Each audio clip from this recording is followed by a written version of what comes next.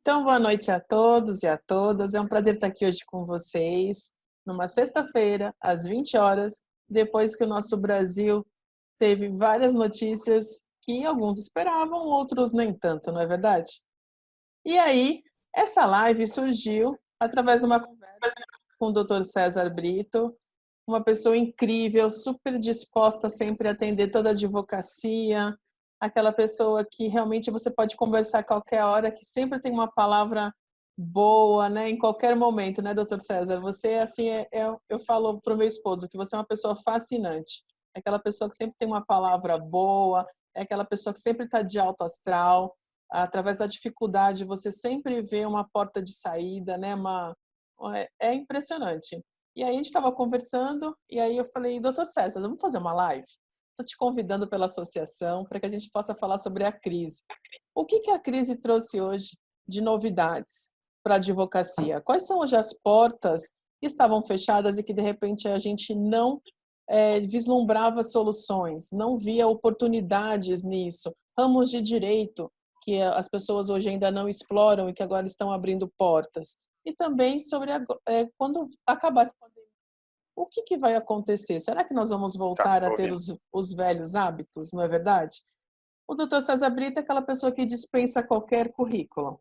É um excelente advogado, já foi presidente nacional da OAB e tem um currículo extremamente vasto. Ele é formado pela Universidade Federal de Sergipe, ele é casado, e eu poderia ficar aqui falando várias coisas da trajetória profissional dele, mas eu acho que o que a gente quer mesmo é ouvi-lo, né, doutor?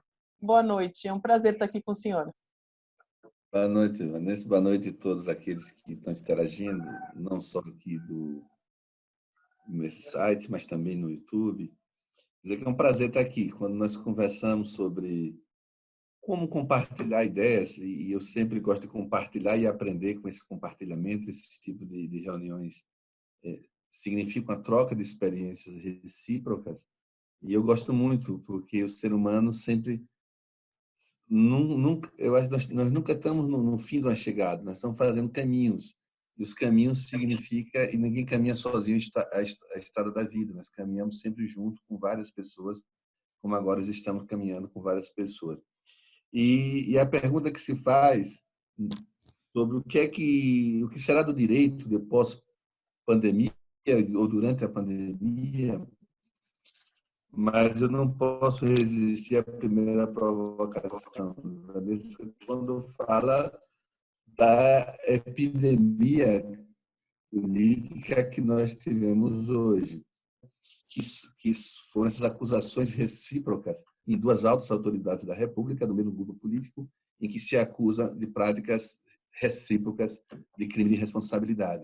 E já teve desdobramento no Supremo Tribunal Federal, com pedido da Procuradoria da República para apurar as denúncias, e também em decisão agora do ministro Alexandre de Moraes, no sentido de dizer que não pode o presidente da República afastar os delegados que estão cuidando de dois inquéritos que são importantes para a República, que é o inquérito que apura essa praga do fake news, e o outro inquérito que apura a tentativa de atentado à democracia no último ato.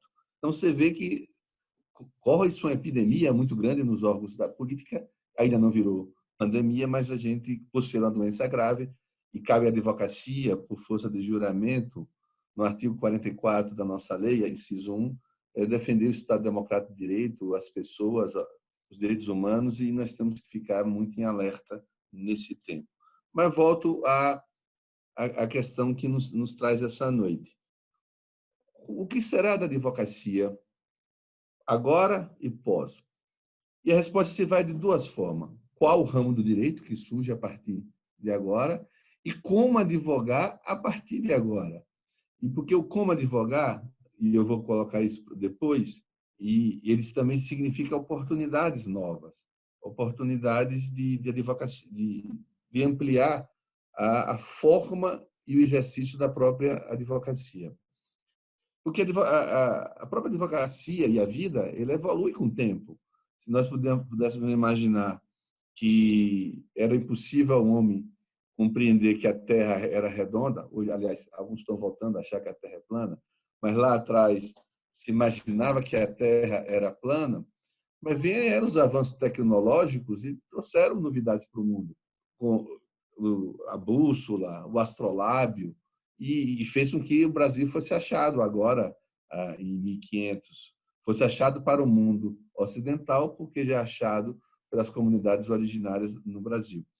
E, então, o mundo está sempre evoluindo e cada evolução implica em modificação das relações interpessoais. O direito não existia no sentido da advocacia, era dativa, depois passou a ser uma profissão regulamentada. O Brasil conhecia a figura do rábula, que eram aqueles que podiam advogar sem a carteira da ordem, solicitador. Depois a ordem passa a só poder advogar quem era inscrito, depois cria-se a ideia dos exames de ordem. Há uma mudança muito constante e mudança também tecnológica. A sentença no passado era feita do próprio punho. Depois vem a máquina de escrever. E é interessante que, na época da máquina de escrever, quando o primeiro juiz faz uma sentença com a máquina da datilografia, essa matéria chegou aí ao Supremo Tribunal Federal, porque como o Código de Processo Civil falava sentença do próprio punho, aí se discutiria se a máquina de escrever com assinatura final era do próprio punho. E o Supremo disse que era do próprio punho, também era assinatura final, demonstrando que o avanço tecnológico à época tinha chegado. Eu lembro, em 1984, eu recém-formado, e o computador era muito caro, eu não tinha dinheiro, nada, eu dava de ônibus. Aliás, eu achava que dirigir era um hábito burguês, e não tinha carro, não tinha nada. E aí, em 84, quando eu me formo, sem dinheiro, começam a surgir os computadores. E o computador era o preço de um carro. Então, meus primeiros honorários eu juntei e comprei um computador. E eu acho que foi o primeiro computador lá de Sergipe, quando eu começo a advogar. E era uma grande novidade. As pessoas diziam, como é que pode ter computador? E eu lembro de um congresso de advogados trabalhistas, um advogado pede a palavra e pediu que o congresso aprovasse uma moção de repúdio aos advogados que usavam o computador, porque era uma grande novidade. Achava que isso acabaria com o direito. E hoje nós não conseguimos imaginar o direito sem os computadores, os escritórios sem os computadores, a advocacia se nós conseguimos ter a quantidade de processos que nós temos, principalmente quem faz advocacia de massa, sem os computadores.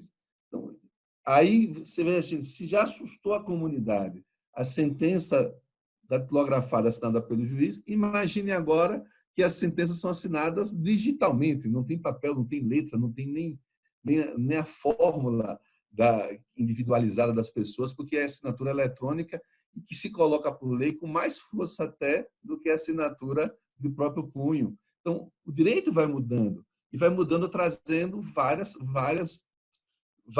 formas de advogar e várias compreensão. Se nós formos olhar o Supremo Tribunal Federal, que hoje é popstar, o Supremo Tribunal Federal era completamente desconhecido da população brasileira. Hoje, se nós formos olhar a televisão, os canais de jornalismo, mais da metade é dedicado ao Poder Judiciário. Então, tudo isso foi modificando as televisões, as sessões ao vivo, e as pessoas se afeiçoando às decisões judiciais, ao ponto de que Atos pede a própria fechamento do Supremo Tribunal Federal, porque nesse mundo bipolar ou dividido, o Supremo entra no conteúdo político muito forte. Quem poderia imaginar? Mas você vê como é que ele atinge as profissões. Aí eu vou dar um exemplo Supremo.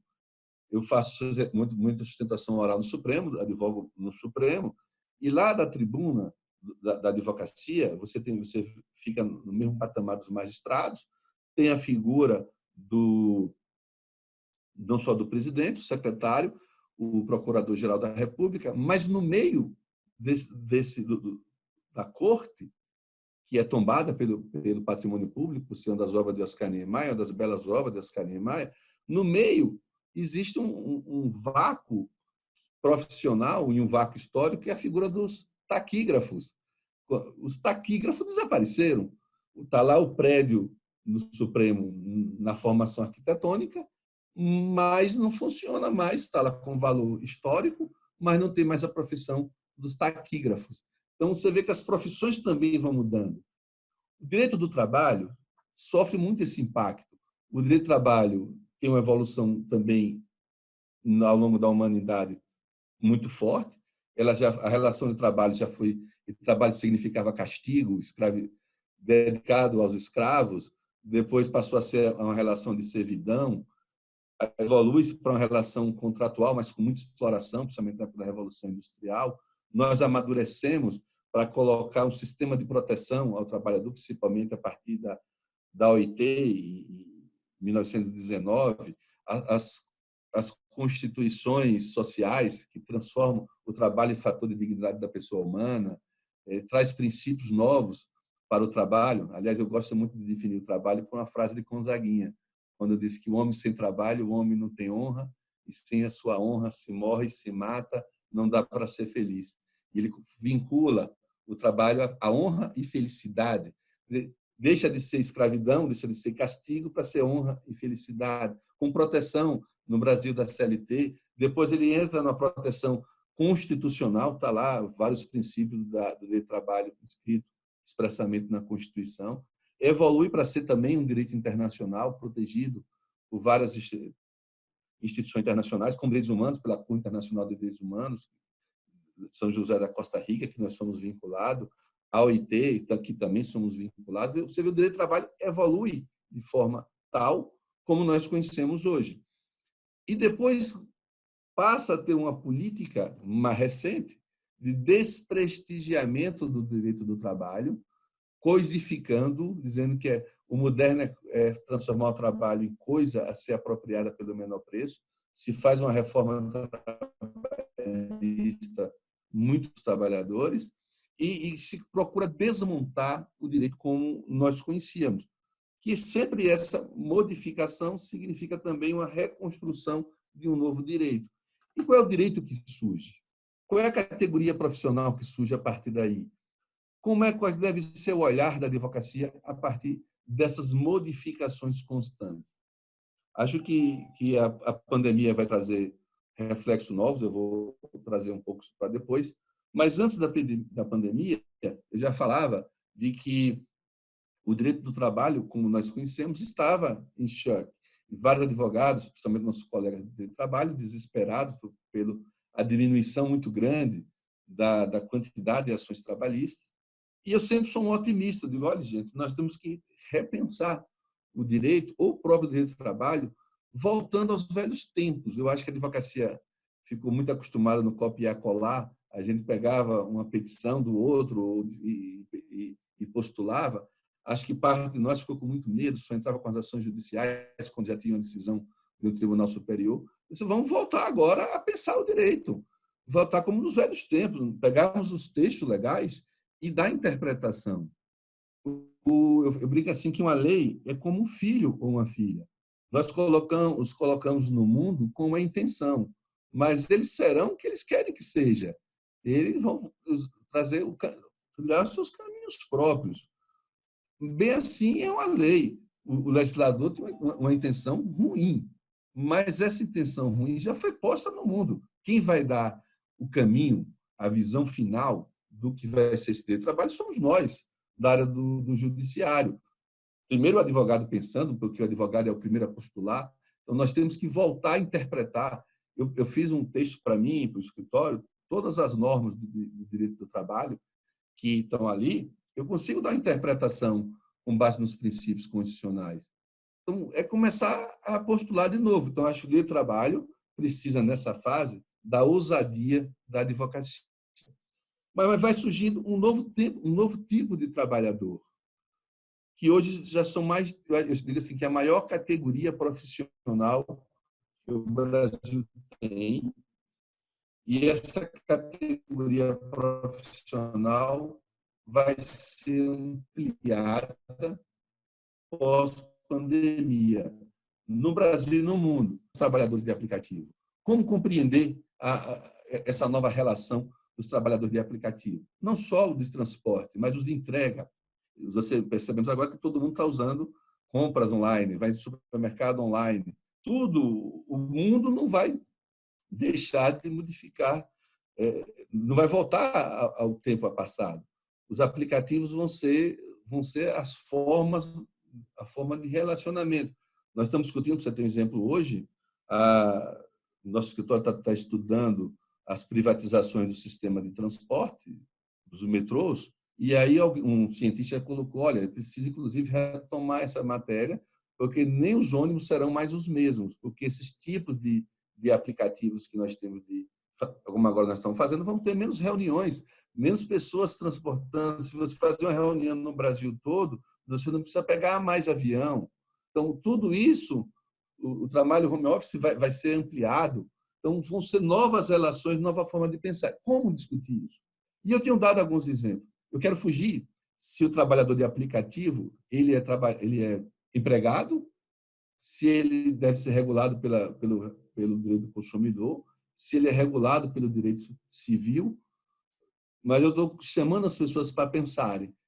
Se você é um civilista, você pode ter um olhar civilista sobre essa questão. Se você é especialista em direito do consumidor, você tem uma área para trabalhar. E se é trabalhista, tem áreas, porque vamos pegar o exemplo dos trabalhadores dos aplicativos de transporte, em que há uma certa subordinação hierárquica, porque você precisa da autorização, o aplicativo tem um controle sobre você, o aplicativo vigia você através da modernidade, que é a pontuação do usuário sobre ele, fixa o preço.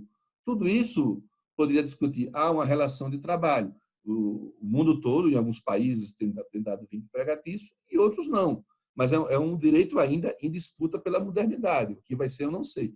Mas, por exemplo, vamos analisar pela ótica do direito civil, puramente civil. É possível um contrato entre partes com as cláusulas leoninas, em que uma parte pode tudo e o outro não pode, que a rescisão contratual do contrato seja um simples toque desmotivado apertando o botão de um computador, como nos casos dos aplicativos. É possível um contrato de trabalho, ou um contrato de direito civil, em que a humanidade compreendeu, isso está consolidado na história da humanidade, que a jornada de trabalho de 8 horas ela é fundamental para preservar a pessoa humana. Ela tem esse caráter de saúde. E a saúde do trabalhador e a saúde das pessoas não pertence individualmente às pessoas. Daí porque a obrigação de usar capacete. Vocês olham, a minha saúde que está em jogo. Não, a saúde é um bem público, a vida é um bem público. Então, se nós sabemos que a jornada de 8 horas tem essa relação com a vida, com a segurança da pessoa humana, é possível um contrato em que a pessoa trabalha 16 horas. Eu estou falando aí contrato de direito civil. É possível, e eu tenho estudado muito isso nos aplicativos, o algarismo dos aplicativos, eles criam um sistema para o trabalhador do aplicativo viciante, eles ficam viciados no aplicativo, eles prometem jogo, prometem. Então, você tem uma fórmula contratual que vicia a outra parte, que a outra parte tem carência. Isso é possível no direito civil? E vou dar outros exemplos. Se você for prestar, quem for prestar atenção no aplicativo e for perguntar com os motoristas lá, quanto é que cobra? Qual é a taxa do serviço? Ele faz de 25 a 40. Eles não sabem por que 25 a 40. Aí eu descobri por quê. Comecei a descobrir por que é essa parte invariável. Ora, qual é a fórmula?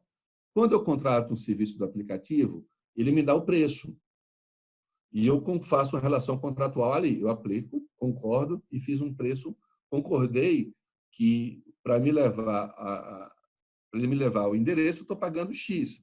Pô, aí uma vez, e sempre estranhava, porque ele me dava um percurso muito longo.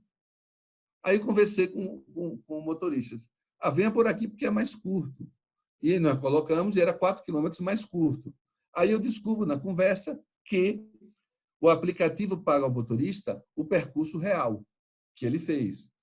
Aí você descobre porque tem 30%, 40%. Eu pago a ele, ao aplicativo, o percurso mais longo e ele paga ao motorista o percurso mais curto. E fica com a diferença.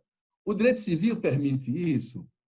Você vê como nós temos espaços de trabalho muito grande. Vamos pegar os aplicativos de restaurante como exemplo também, que hoje está na moda.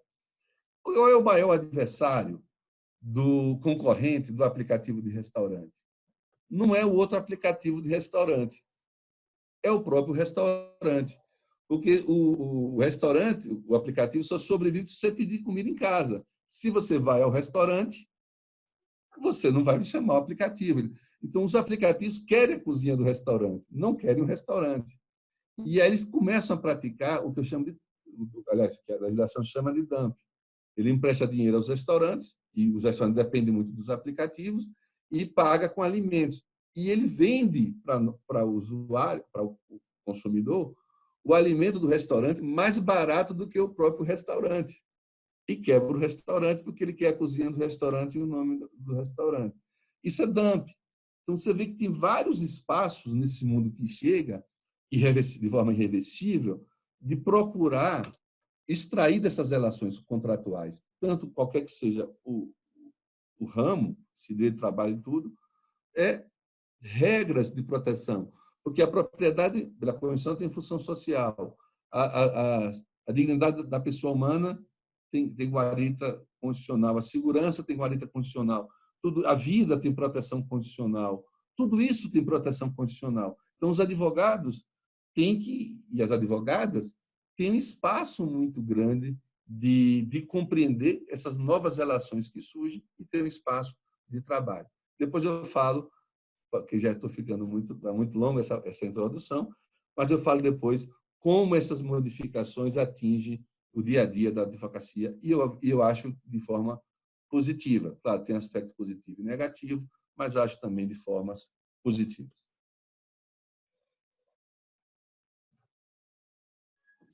César, você acredita que após pandemia nós vamos ter um boom de ações com relação a tudo que nós estamos vivendo, com as MPs, porque tem coisas que ficam um pouco nebulosas e tem margem de interpretações. Como que você acredita? Porque assim, nós estamos ouvindo que a justiça do trabalho é como se ela estivesse sendo uma fênix.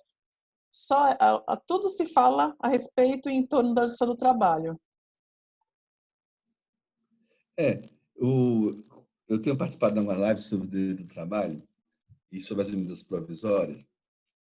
Eu advogo para os movimentos sociais, eu faço o que eu chamo de advocacia de inclusão. Eu trabalho apenas para os movimentos sociais, para os trabalhadores, servidores públicos, negros, índios, LGBT. Então, eu tenho uma advocacia de um lado. Mas nas minhas lives eu tenho colocado que, se eu fosse advogado do empregador, eu aconselharia a buscar, tanto nas duas medidas provisórias, buscar um acordo coletivo com o sindicato.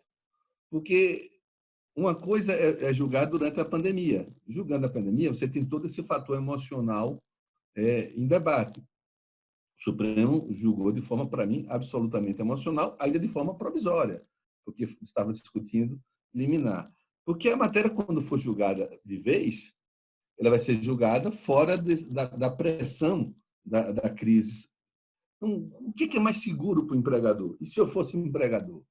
Eu aconselharia buscar o sindicato. Porque os sindicatos até têm boa fé nesse sentido. A quantidade de acordos que os sindicatos estão homologando passa a proporção de milhões.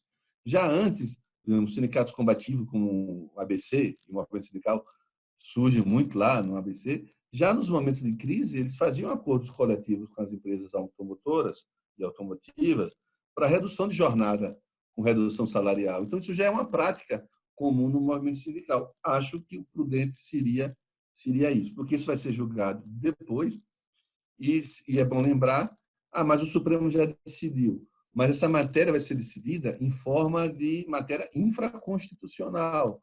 E, por exemplo, a Associação dos Magistrados já apontou pela inconstitucionalidade, a Procuradoria também. Então, se para você chegar a uma inconstitucionalidade precisar interpretar a legislação infraconstitucional, a matéria não vai para o Supremo, a matéria vai ficar até o TST. Então, isso daria uma insegurança jurídica muito maior para o empregador. Então, faça o acordo com o empregador. E como fazer nesse período? Comunicando-se como nós estamos nos comunicando. Faz um acordo coletivo, o sindicato assinando o acordo coletivo já traz a boa-fé negocial e seria um bom instrumento de defesa para o empregador nesse momento, porque acho que tem incondicionalidade muito grande nas medidas provisórias, já falei isso por diversas vezes, e se a ideia é buscar segurança jurídica, temos que procurar. Tanto o acordo coletivo ele é importante, que tanto o Supremo diz que a medida provisória, por enquanto, está valendo, mas ela fala que quem ganha entre 3 mil a 12 mil alguma coisa, precisa de acordo coletivo.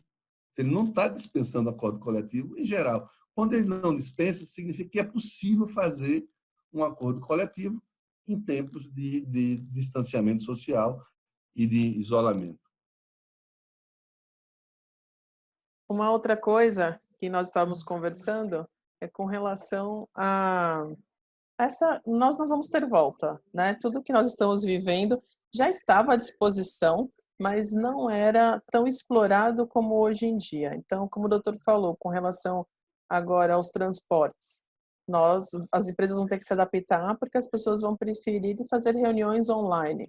A reunião online dá para gravar, né? Então, você pode ter essa prova depois, se for necessário, com relação à entrevista que você faz com o seu cliente e muitas outras tecnologias que estão vindo. Como que o doutor está usando essa nova tecnologia?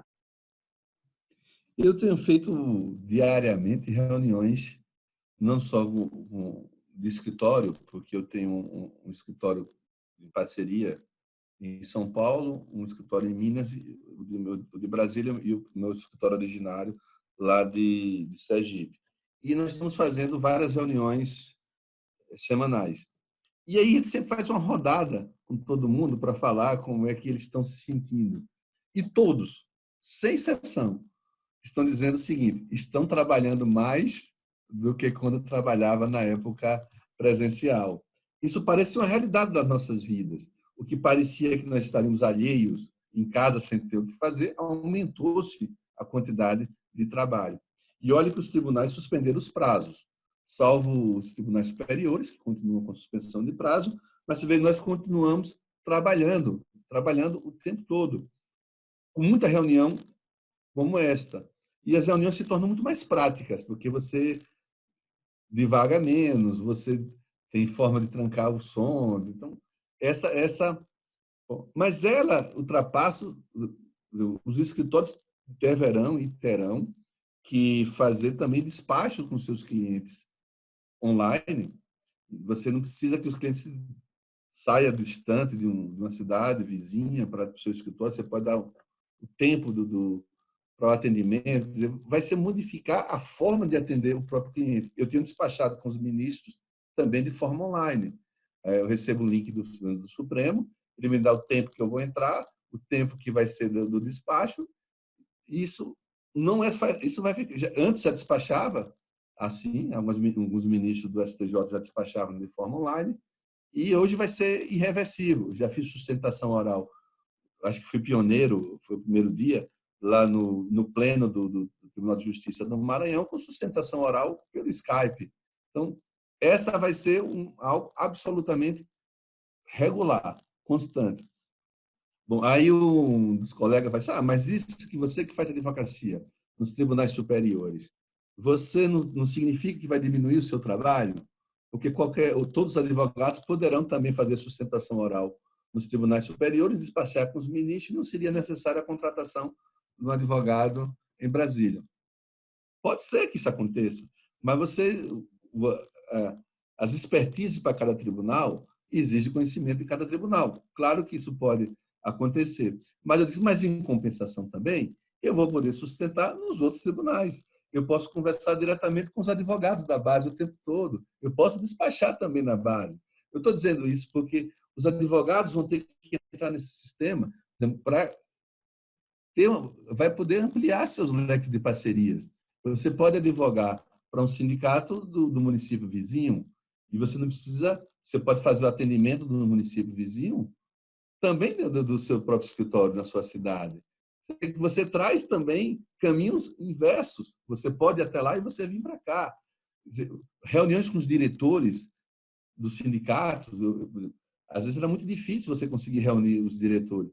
Esse sistema permitirá que as assembleias dos trabalhadores tinham muito mais participação do que tem hoje.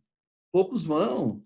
É muito difícil, você está muito cansado. E, às vezes, há o medo de você ir para uma assembleia para o empregador não descobrir que você foi lhe demitir.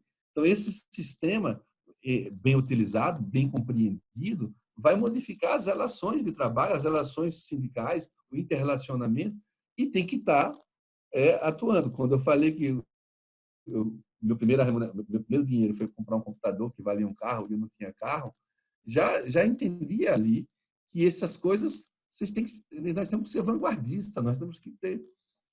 E ser vanguarda não quer dizer, não tem relação com idade, né? Ser vanguarda é cabeça. Você tem uma cabeça vanguardista, você compreender os novos tempos. Eu estou aqui com barba branca, Nelson aqui, nós tá aqui do fundo com o computador todo paramentado. Então isso significa o tempo não tem relação com a idade física. O tempo tem relação com a idade mental. E muita gente tem dificuldade de mudanças e fica parado sem querer mudar. A mudança chega. A pessoa fala assim: você é contra os avanços tecnológicos? Eu digo: não, ela é irreversível.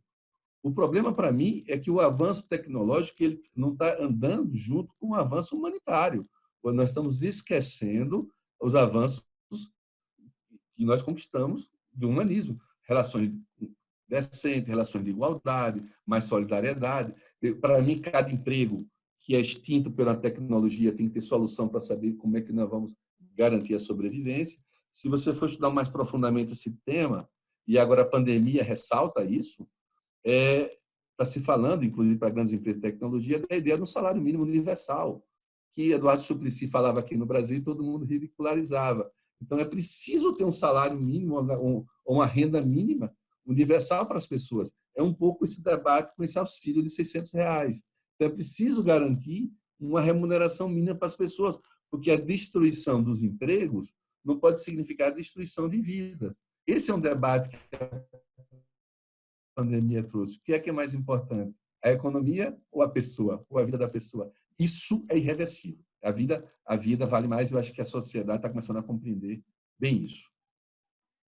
Mas você tem advogados, porque agora, com a resolução do CNJ e os tribunais, as audiências vão ser virtuais, inclusive em primeiro grau. Os tribunais vão regulamentar conforme a sua região, mas e o olho no olho, né? E aquele... Você já fez a sua primeira audiência, né? Como que fica? Porque a gente sabe que em uma audiência, muitas percepções você tem do que você vai falar em função das reações, tanto do juiz como da parte contrária. Eu não tenho dúvida disso, não. Tanto é que, quando eu fui presidente da OAB, eu fui radicalmente contra a ideia de fazer o interrogatório do réu de forma online. Porque esse olhar no olhar do juiz ele é muito importante. E esse é o momento único que o réu tinha para conversar sem a pressão do advogado do Ministério Público, que não participava do interrogatório, para ele dizer se está sendo pressionado, o juiz sentir que ele está mentindo, principalmente as mulheres que têm um poder de percepção, de intuição muito grande com os olhares. Então, perceber mais isso. Quando você faz um distanciamento, você evita isso. E na matéria criminal, pior ainda, porque se ele for dar o depoimento ele lá no sistema carcerário, ele pode estar sendo pressionado pelo que não é visto no computador, pelos policiais em volta. Então, eu sou muito contra eliminar esse sistema do olhar. Por isso que qualquer que seja a solução, ela tem que ser uma solução que garanta muito o direito de defesa. Nós, advogados, nós que advogamos no Supremo, peticionamos ao Supremo Tribunal Federal, mais recentemente, porque a forma como ele estava fazendo os plenários virtuais, ele dificultava muito a atuação do advogado, porque você fazia os memoriais, o voto era apresentado só o resumo, dava 5 dias para julgar e a gente não sabia o resultado. Avançou-se a semana passada no plenário virtual para permitir a sustentação antecipada, nós mandamos a sustentação oral e isso passava para os ministros. Aí saiu uma resolução nova dessa semana, E acho que essa resolução nova vai influenciar, e ela se aproxima na forma, o justo, claro que é o presencial, mas ela permite recursos novos. Ela disse que quando tiver, vai ter dois tipos de julgamento, né? O julgamento do virtual, mas com a presença constante do advogado, ele faz sustentação em tempo real com os julgadores, e ele acompanha a sessão, pode pedir questão de ordem. Foi assim que eu fiz no TJ lá do Maranhão, mas o plenário virtual, que vai demorar, ele põe na sexta, termina na segunda, esse também tem uma modificação que é muito importante, porque além de permitir nós mandarmos a sustentação oral, o voto do relator e todos os votos que foram acrescidos nesse período vão estar na íntegra. E aí você vai poder acompanhar. E já se permitiu, nesse tipo de julgamento do plenário virtual, que demora 5 dias, que o advogado possa formular por escrito questão de ordem. Uma vez vencidos os votos, a gente postula o tempo todo formulando questão de ordem. Isso é muito bacana, porque principalmente para os tribunais superiores e os advogados que estão na base não vêm aqui, não vêm a Brasília, você poder fazer esse acompanhamento. Ou mesmo no presencial, como nós temos hoje, a gente faz a sustentação oral, o ministro perde vista, quando retorna você não tem mais fala. Então, nessa formulação, em que os votos são apresentados na íntegra e eu posso peticionar pedindo questão de fato, ele traz um pouco de dinâmica para o processo. Não é o ideal ainda, mas você mostra que nós estamos evoluindo para uma interação maior do julgador com o advogado, como diz a Constituição no artigo 133, ao dizer que nós somos imprescindíveis e somos administradores da justiça.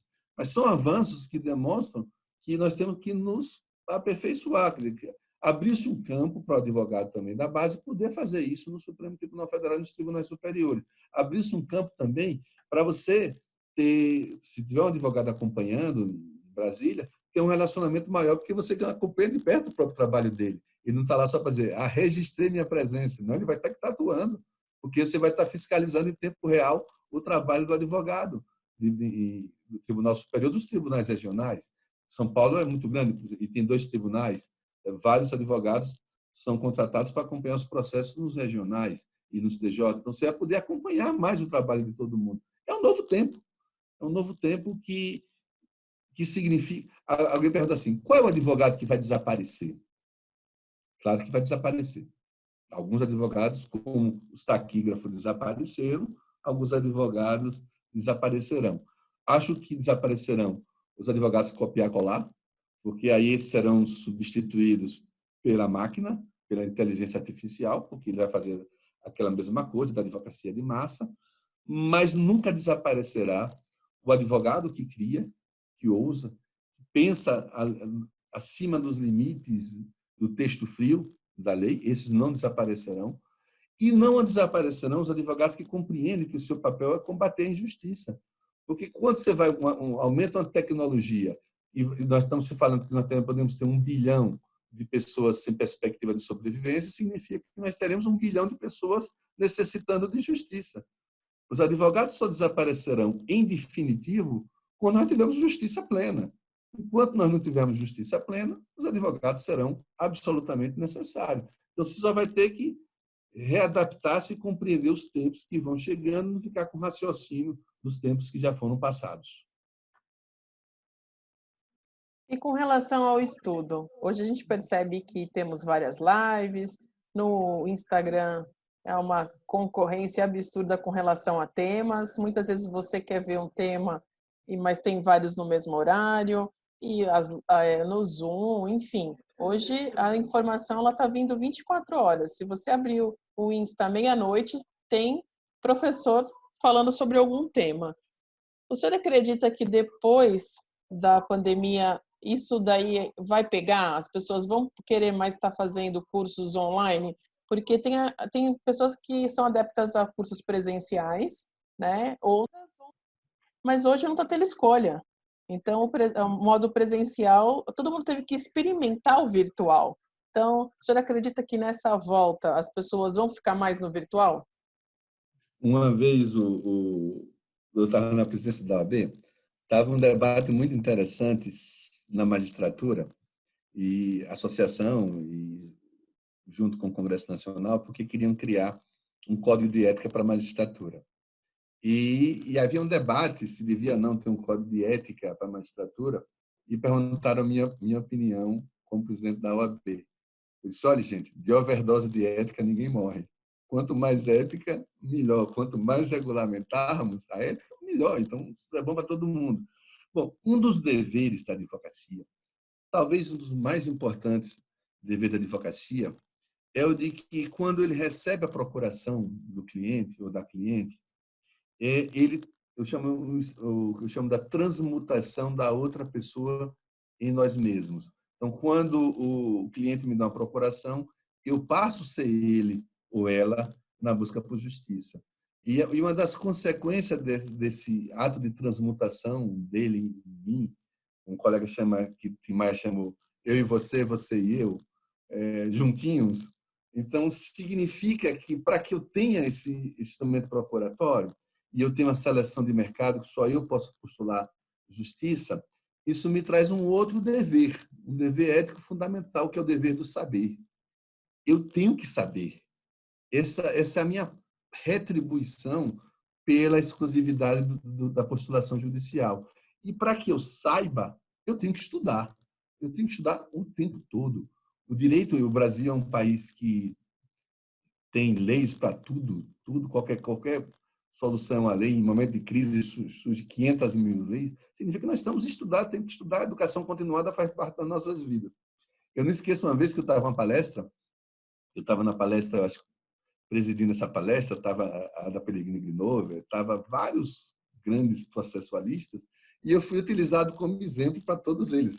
Eu fui vítima de bullying nessa palestra, porque um criminalista dizia assim: o Código Penal, que não havia na época que César estudou, o Código do Consumidor, aí eu dizia que não havia na época que César estudou, aí eu falava os juizados especiais que sequer imaginados na época que César estudou, o Código Civil, que não existia na época que César estudou, a Constituição, que não... Eu interrompi, só não chamo o Código Comercial, que é de 1850, aí todo mundo vai achar que eu sou velho demais. Mas você veja, como a legislação vai mudando o tempo todo. E por que ela vai mudando o tempo todo? E nós estamos ainda atuando por conta da educação continuada. O hábito de estudar, o hábito de pegar uma lei e estudar, ele faz parte da nossa vida. Essas lives, essa forma educacional que está dando a pandemia, está acontecendo muito com a pandemia. Claro que alguns deixarão de existir, mas outras sim. Você já se começou a acostumar com o debate na telinha pequena. Então, você pelo celular. Então, trouxemos instrumentos que nós somos 1 milhão de advogados e advogadas. Vamos supor que 100 mil faça, já é um ganho. 30 mil, 40 mil buscando educação continuada. Isso vai acontecer. E aliás, minha esposa está fazendo uma pós-graduação semipresencial, e ele já tinha feito uma presencial, e ela está quase que arrependida, porque ela disse que a semipresencial exige muito mais do que a presencial. Então, você vê que são novos tempos, e isso para mim é absolutamente irreversível, é necessário. O conhecimento técnico faz parte das nossas vidas, e nós não podemos ficar parados no tempo. Se nós pararmos do tempo, não compreendemos esse nosso dever ético de fazer uma defesa com qualidade técnica e qualidade ética. As duas são absolutamente importantes. E a ética exige de nós estudar, e a qualidade técnica é fundamental, porque uma petição desqualificada pode perder bens que são fundamentais, protegidos na Constituição, como a propriedade, a vida, a liberdade, e depende muito de nós. Estudar, então, para mim, é fundamental. A doutora Janaína, ela fala que concorda com o doutor César. Aquele que não se presta a estudar não saberá atuar nessa nova realidade. Ela fala que a gente tem que quebrar paradigmas. E também ela fala que o estudo continuado é uma obrigação ética e moral para aquele que se titula advogado.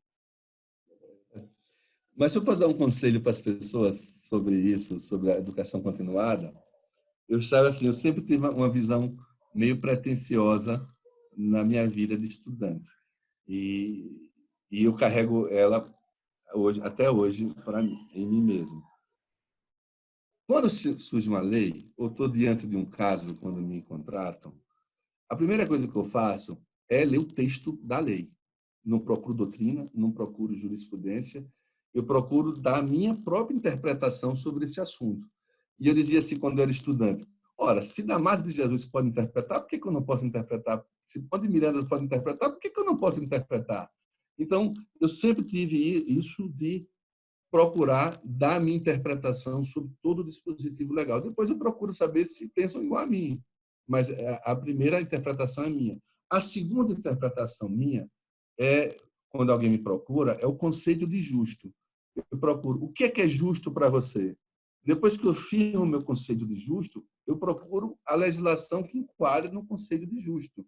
Daí porque a interpretação é fundamental. Toda advogada tem que aprender a hermenêutica interpretativa, tem que ler as formas de interpretação de direito, buscar direito comparado. Porque, até porque no Brasil, a Constituição ela é principiológica, então você pode retirar dos princípios interpretações novas a solução para o seu cliente. E eu digo para as pessoas assim, uma das decisões do Supremo mais importante na vida da política, que nós tivemos recentemente, que foi a proibição do financiamento empresarial nas campanhas eleitorais, que é ali uma fonte grande de corrupção, porque você financia querendo ter o retorno do seu investimento. Sabe como é que surgiu essa decisão do Supremo? Porque uma jovem estudante, estudando a Constituição, retirou da Constituição que havia ali uma proibição ao financiamento de campanha das pessoas, das empresas. Ela fez a interpretação dela, conversou com seu professor, que era conselheiro federal da OAB, que trouxe o tema para a OAB e que ingressou com ação de inconstitucionalidade. Ora, mas como surgiu? Da interpretação de uma jovem estudante. Então, a gente tem que aprender muito a ter essa ousadia pretensiosa de achar que nós somos capazes.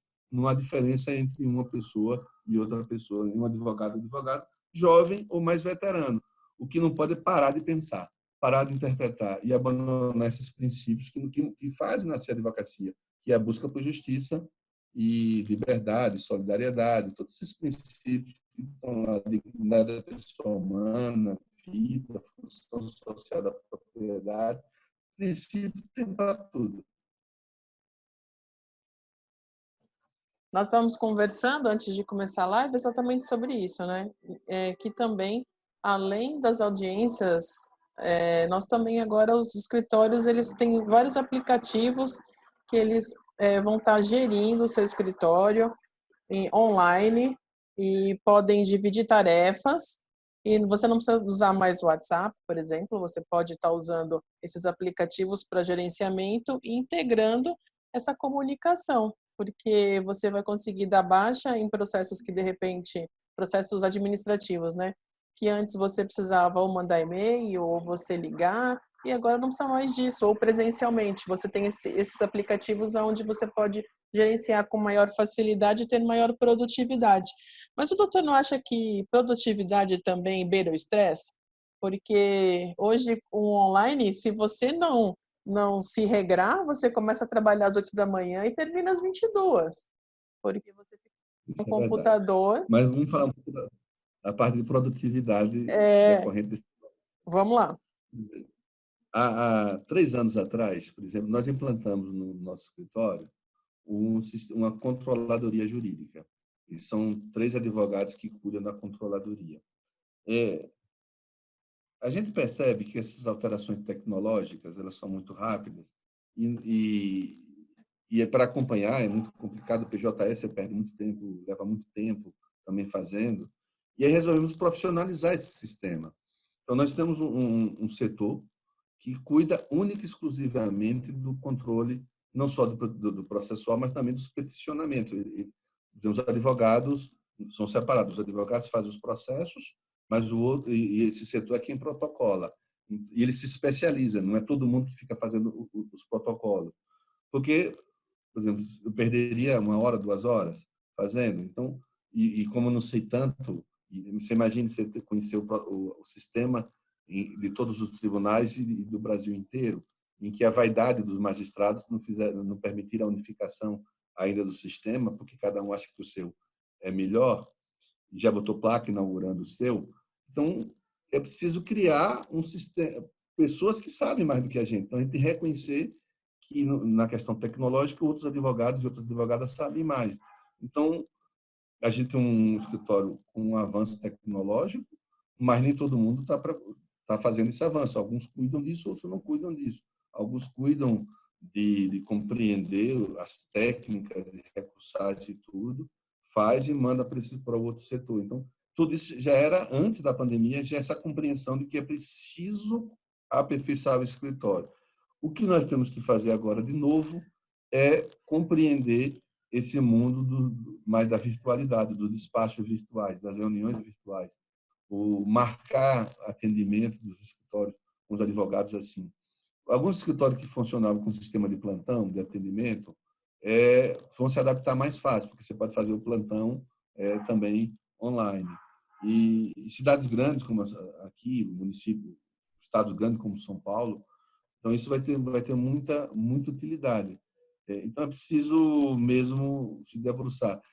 Agora, e você tem razão, se você não regular seu tempo, você vai ficar o tempo dedicado exclusivamente a isso. E aí tudo que é exagerado é prejudicial. Então, você tem que fazer a sua própria rotina. Eu falei que na minha primeira semana em casa foi muito ruim. Agora eu estou muito regulado. Tem um tempo que eu paro para pegar um banho de sol, tem um tempo que eu paro para ficar com a neta, porque a neta está aqui, o tempo que eu paro para estudar, então, e o meu tempo de escrever livros. Então, estou regulando mais o meu tempo. Mas isso tudo é aprendizado, né? Tudo isso vai ser um aprendizado que a vida vai nos dar. E tem que ser isso bem claro. Ela é irreversível. Essa forma de comunicação, ela vai ultrapassar as pandemias. E os tribunais já estão dizendo isso. Os tribunais já estão colocando isso. Vai ser muito difícil voltar ao sistema em que todas as sustentações orais serão presenciais, que todos os despachos com os magistrados serão também presenciais. Então, tudo isso vai ser modificado. Para o bom, eu pergunto, isso é ruim? Eu vou dizer assim, isso é diferente. Vai ser ruim ou bom, dependendo da minha omissão nesse momento. Eu estou querendo, ao compreender que ele é reversível, influenciar de forma tal de que o direito de defesa seja sempre assegurado. E essa é a nossa tarefa de dirigente, né? Sua como dirigente, todos os advogados, para que garanta que a defesa seja fundamental, porque o Estado Democrático de Direito pressupõe a paridade de armas. A paridade de armas entre o direito de trabalho empregado e empregador, no direito penal do órgão acusador, daqueles que fazem a defesa. Então, tem que garantir a paridade de armas e que o julgamento reflita, de fato, o que é produzido nos autos. Então, essa é a tarefa que a gente tem diante da irreversibilidade, é melhorar o sistema. Sim, e também ter conhecimento de todas as resoluções, né, para que a gente possa entender e colaborar com essa regulamentação. Porque, como o doutor falou, não vai poder chorar amanhã de uma coisa que está sendo hoje regulamentada e que todos nós temos responsabilidade sobre isso. Josué de França fala que é um sofrimento, diversos sistemas configurando cada um e o outro não funciona. Ele fala que é complicado, escritórios pequenos sofrem muito com isso. Isso é verdade. E essa é uma das razões de nós temos apostado na controladoria, porque cada sistema é diferente e é preciso aperfeiçoar advogados e advogadas nesse sentido. E são remunerados também para isso, são sócios, então isso porque realmente é uma atividade muito importante. E os escritórios pequenos sofrem, tudo que está começando sofre, mas os escritórios pequenos eles poderão, como no mundo virtual e os escritórios virtuais vão exigir menos estrutura física, eu acho que também ele pode ter uma oportunidade de fazer um bom investimento nessas matérias virtuais e de atendimentos virtuais, porque aí você supre também você faz um alcance maior. Eu tenho a impressão que quem compreender mais a tecnologia, fornecer mais atividade virtual, por exemplo, você está aqui. Vou dar um exemplo. A sessão histórica que nós tivemos do Supremo, a primeira sessão virtual do Supremo, dos 10 ministros que participaram, 9 estavam de beca. O outro estava de camisa como estou, que foi o ministro Marco Aurélio. Que isso vai ser outras consequências. Então você pode estar fazendo isso de bermuda, você pode estar. Então, os custos serão menores, os custos de deslocamento. Tenho a impressão que vai tirar uma pressão que eu acho horrível sobre a advocacia, e que a gente tem que ter carro bom, tem que ter roupas boas, senão não é um bom advogado. O advogado que pega ônibus é advogado que não presta. Eu advoguei, eu não sabia dirigir, comprei meu primeiro carro com 7 anos de formado, eu ia de ônibus. Mas sentia o preconceito das pessoas. Então, os advogados do escritório pequeno, se ele conseguirem fazer um bom escritório virtual, ele vai concorrer também com os escritórios presenciais.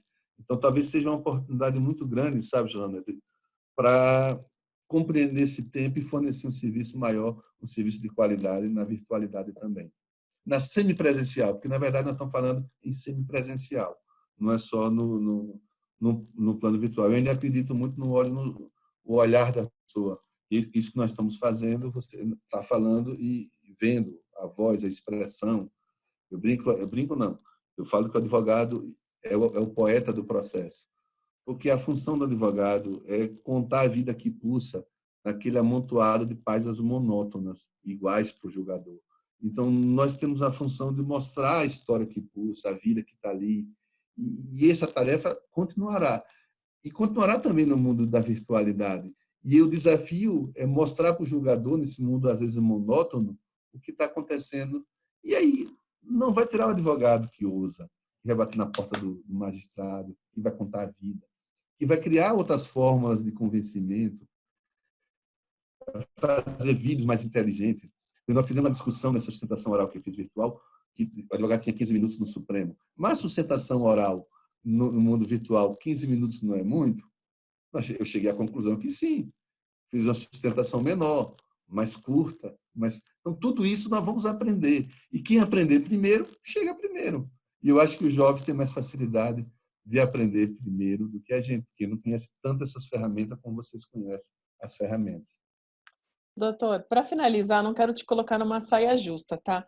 Mas eu lembro que quando nós nos vimos pela última vez, você falou um caso seu, que você foi fazer uma sustentação oral e que você fez um poema, você lembra? Que você falou que você sabia que você não poderia e não iria ganhar, mas que você naquele momento entendeu que deveria defender o seu cliente da melhor maneira e fez de uma forma muito bonita. Não sei se você lembra disso. Eu tenho a compreensão que, como advogado, é o poeta do processo, Sim. e eu tenho. Há algumas coisas, por exemplo, bíblica, para quem é cristão, e tem outros exemplos também que não é cristão, vou dar 2. Jesus Cristo, quando diz assim, dê a outra face, ele diz assim, não é dê a outra cara para bater. Eu interpreto assim, dê a outra resposta. Dê uma resposta que ninguém espere. Dê uma resposta que desarme o outro. Porque se você está no mundo de violência e responde com violência, você está dando a mesma resposta. Gandhi falava assim, deu o argumento do exemplo. O exemplo é fundamental. E aí eu compreendi isso nas sustentações orais. Se eu for fazer uma sustentação oral com muito juridiquês, é mais do mesmo. Então, eu tenho que mostrar que há algo absolutamente diferente. Minhas sustentações orais são também diferentes. E eu brinco, no livro que eu publiquei, Difícil Advogado na Luta, eu conto vários tipos de sustentações orais que eu falo. Uma recente no Supremo que está pendente, que foi sobre o direito de reunião. O direito de reunião é um dos direitos fundamentais na vida das pessoas. E ninguém estava percebendo que estava julgando o direito de reunião. O ministro Marco Aurélio com um voto contrário. E eu queria, por exemplo, eu vou contar outro caso também, mas eu queria que esse processo do direito de reunião fosse julgado num dia. E eu acho que não vamos ganhar o processo porque ele colocou na pauta de um dia. O debate era, os trabalhadores tinham feito uma greve numa rodovia e tinha fechado uma ponte. E aí o Ministério Público ingressa com ação para dizer que não pode ter direito de reunião nas rodovias, não pode ter direito de reunião que possa atrapalhar o trânsito e, mais que isso, de que para ter uma reunião no Brasil precisaria dizer quando começa, quando termina e quem participará dela. Ou seja, ia inviabilizar um direito fundamental nas nossas vidas. Bom, e aí o ministro Marco Aurélio discute que direito de reunião precisaria falar isso e nós estamos discutindo o que é o pré-aviso. Bom, aí eu, na minha sustentação oral, falava, aí inovei um pouco na sustentação para dizer que a Constituição, quando fala do pré-aviso, ele disse que o pré-aviso só tem uma função. Se você não pré-avisar, você não pode fazer outra no mesmo lugar. Mas qualquer direito de reunião não precisa absolutamente avisar, ela pode ser feita a qualquer momento. E se ela virar violência ou armada, aí sim ela é proibida a partir da violência. Aí comecei a sustentar, eu falo, por que isso chama a atenção dos magistrados? Eu disse que o ser humano é absolutamente gregário. Por exemplo, o primeiro momento do encontro é o nascimento. Aí eu disse, quando a criança nasce e ele chora, esse choro é um pré-aviso? Se ele não avisar, vai impedir de ela se reunir com a mãe? Se nós somos absolutamente gregários, eu faço tachichuan na porta, na rua com alguns amigos, a polícia pode proibir porque eu não avisei? As crianças reunidas na porta da escola. Então, o ser humano é absolutamente gregário. Se nós dissermos que qualquer reunião precisa do pré-aviso, nós vamos transferir para a polícia o poder ditatorial de saber como é que nos reunimos. Bom, e todo mundo começa a prestar atenção. Mas aí qual é o fato principal? Eu digo que nós hoje estamos comemorando a passagem pela Terra de Martin Luther King. E como é que Martin Luther King se notabiliza? Quando ele vai fazer a travessia da Ponte de Selma. Lá em Selma, ele reivindicava o direito dos negros votarem. O caso concreto que nós estávamos discutindo eram os trabalhadores que atravessavam a ponte para que tivesse a transposição do Rio São Francisco com revitalização para o Rio não morrer. Então, eram direitos fundamentais que estavam sendo defendidos. No caso de Selma, permitiram que atravessasse a ponte? Não, veio um interdito proibitório, exatamente igual à da magistratura, do caso que nós estávamos discutindo. E quando ele vai atravessar, eu disse algumas falas de Luther King, dizendo que ele precisava atravessar a ponte, teve repressão, teve morte. Precisou a Corte Suprema dos Estados Unidos interferir nessa questão para dizer que o direito de reunião implica atravessar pontes. Aí eu trago o caso para a realidade, que foi o mesmo caso que eu estava fazendo paralelo. Eu disse assim, a Corte brasileira e os brasileiros precisam parar de elogiar os outros quando tem a oportunidade de fazer as mesmas coisas. Ora, o Luther King diz assim, espero que a Marcha do Sal entre para a história da Índia, do mundo, uma ponte de Selma entrará para os Estados Unidos. Eu digo, mas o Supremo pode dizer que a ponte de Propriá entrará para a história do Brasil, se nós temos a coragem também de garantir. Então, você traz, todo mundo fala, eu não sabia que o processo era esse. Então, qual foi a sustentação oral? Não foi juridiquês, foi história. Então, é preciso fazer isso. O caso que você conta foi uma demissão de um dirigente sindical, e a demissão do dirigente sindical era uma turma que os empregados não têm muita chance de ganhar, e não ia ganhar mesmo, mas era dia dos namorados. Então, minha sustentação oral foi centrada no dia dos namorados. Comecei, o amor está no ar. O amor do advogado pela tribuna. Nesse dia era meu filho que ia fazer a sustentação oral, e eu fui fazer, aí o juiz disse, não, você que vai sustentar, vai piorar a sustentação oral.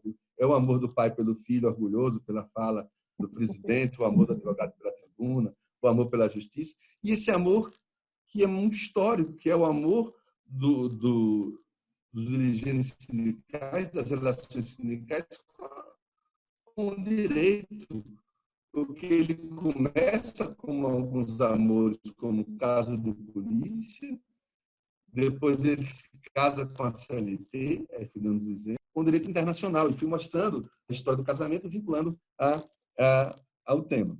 Eu sabia que ia perder, perdendo, eu coloquei no meu Facebook. Hoje eu fiz uma sustentação falando de amor. Não fui correspondido. Aí o procurador de justiça entra, faz, eu estava lá. Foi fantástico. Foi o assunto do cafezinho dos ministros. Então, você vê, se você traz fórmulas novas de sustentação oral, você consegue convencer mais. Aí algumas pessoas dizem, mas você faz isso porque você foi presidente da OAB? Eu digo, não, eu virei presidente da OAB porque eu faço isso. Porque eu já fazia isso antes. Então, é a forma de você compreender, a ousadia de trazer formas novas de convencimento é que me fizeram presidente da OAB de Sergipe e depois presidente da OAB Nacional. Então, é isso, você tem que compreender novas formas de relacionamento. Por isso que eu falo que o advogado é o poeta do processo, porque ele tem essa função de mostrar a vida que pulsa naquele amontoado de páginas iguais e monótonas para o julgador. Doutor César, eu acredito sempre que a vida é você compartilhar histórias. E através dessas histórias é que nós aprendemos, que nós melhoramos, que nós seguimos como exemplo, tanto do certo e do errado. E eu agradeço imensamente você ter disponibilizado o seu tempo hoje, numa sexta-feira, às 20 horas, para estar conosco e trazer um pouco da sua história, porque a sua história ela é extremamente importante, eu acredito que para toda a advocacia, como exemplo, como superação e como defesa dos direitos sociais. Então, eu agradeço imensamente essa oportunidade de tê-lo aqui conosco. Eu queria, antes de iniciar, pedir que todo mundo, se possível, ligar a câmera para que eu possa, como o José Neto fez agora, para eu poder olhar nos olhos das pessoas e nos conhecermos um pouco mais. Eu escrevi um livro,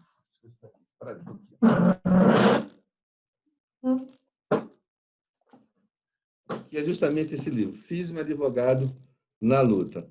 É um livro que eu trouxe várias crônicas de depoimento, com dicas de audiência, e como eu comecei a advogar, como vários advogados, com timidez, eu era muito tímido, sou muito tímido, mas aquela timidez de o professor olhar, eu baixar o olhar, achando que se eu baixo o olhar eu fico invisível.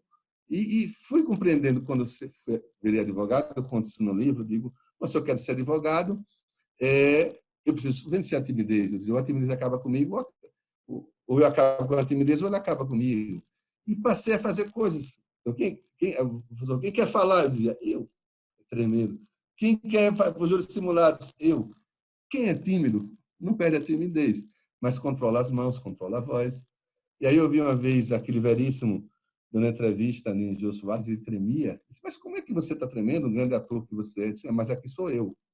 Aí comecei a compreender também muito isso. Ora, eu sou tímido, mas o advogado não pode ser tímido. O mandato não me dá o direito de ser tímido. Aí eu visto o papel de advogado e vou para o enfrentamento.